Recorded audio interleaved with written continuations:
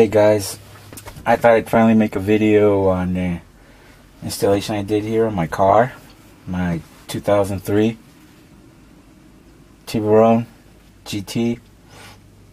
What I did was I took out the stock radio because it was junk and it was, sounded pretty bad and I couldn't hook anything up to it, so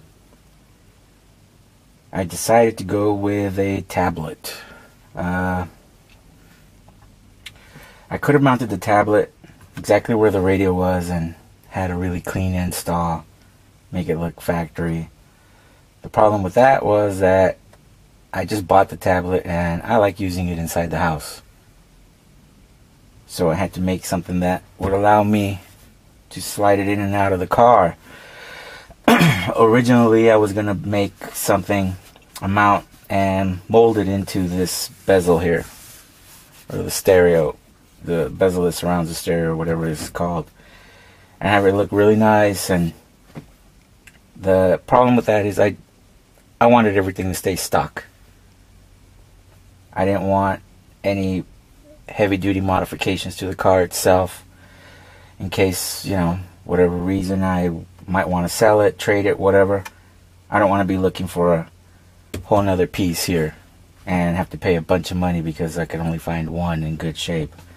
So that was out of the question. And so my only other option was building a dock, making a dock from scratch, which I did out of fiberglass, Bondo, painted it, made it look, it's pretty good. I haven't worked with fiberglass in a while, so I was out of practice.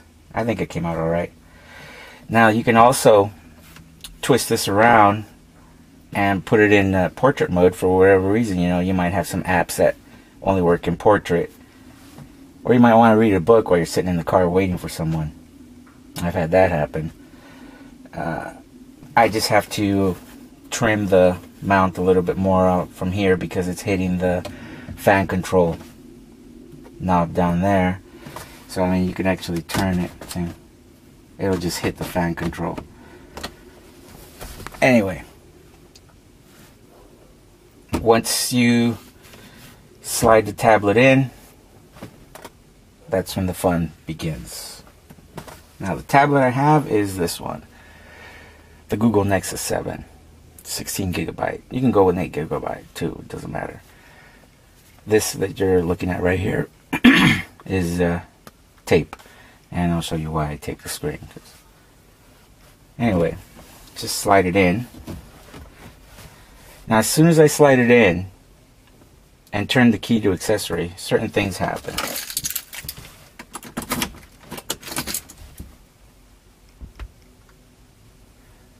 Car Home Ultra will start up. It'll dim the screen to a level that I like, which is this one.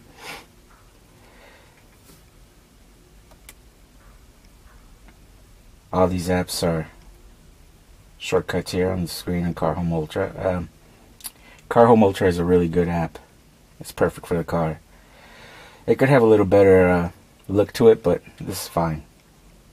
And the tape is here because it just gave my address out really loud, but I'll take that off in editing. The tape is there because it's showing my address, which I don't want on the camera. These are the apps I have. I have Cydic, Navigon, which I love on my phones, but don't like here on the tablet. It all works well. It's just the voice directions. The volume is super low, and everybody has that problem apparently. And it's unless you're looking at the screen while you're driving, which is not a good idea, then it's useless. But I have it there because I paid for it. I have it on all my phones, so you never know. I might need it when Cydic doesn't have certain addresses. Who knows? But Cydic works great. So far, I haven't actually gone out on a test run, but here, everything is working good.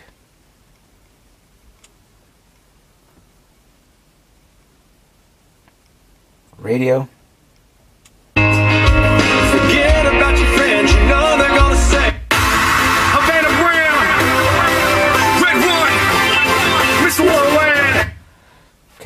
As you can hear, it sounds pretty good. The headphone jack is here.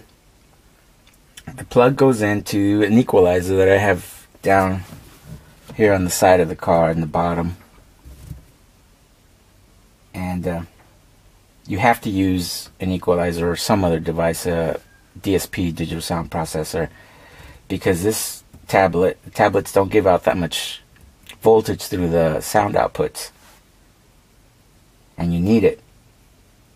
And plus there are only 2 channels, so in this car I need 4 channels.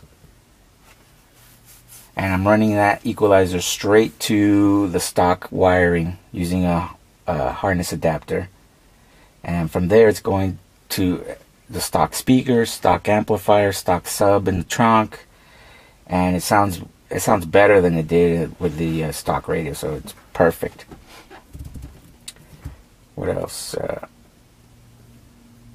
Yeah, the tablet, when it's plugged into this dock, certain things happen that make this app turn on, and that I do by using a program called Tasker, which if you never heard of it, look it up. It's fantastic. It's exactly what you need for this setup, and I'm not going to go into detail because it's too complicated to do it right now. The video would take a year. But when the tablet is slid into the dock and the keys turned on, program starts, dims the screen, and then I can start using it. Oh, and it also, when I turn it off, screen shuts down. It locks the screen. It goes back to the stock screen level as far as the brightness and stuff. It goes back to auto on the screen, on the display.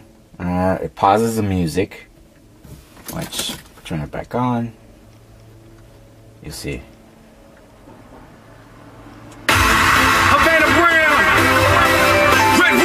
Pauses it, which you have to be able to do. I mean, it has to pause the music. It has to turn off the screen when you turn off the key, because you're not gonna, or else the screen would always stay on.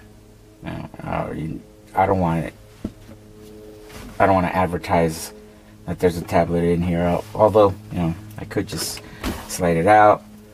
When I slide it out, there it goes, off. Now,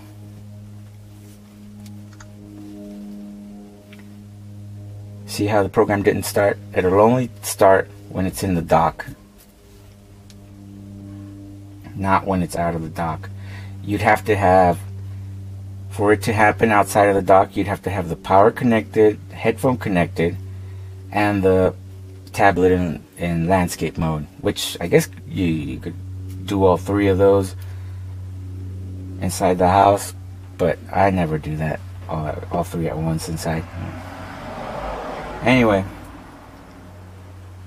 I wish I would have done taken more pictures and video when I was doing all this stuff, but I was working with fiberglass and Bondo and paint and resin. There's my cameras aren't the most expensive in the world, but they did cost a pretty penny, and I didn't want to destroy them by forgetting to take my gloves off when I was going to take a picture. I know I would forget and grab it. The next thing you know, my cameras would be full of fiberglass fibers and resin, and they'd be junk. So, slide it on in, and there you go. Alright, can't think of anything else, so that should do it. Hope you guys like it.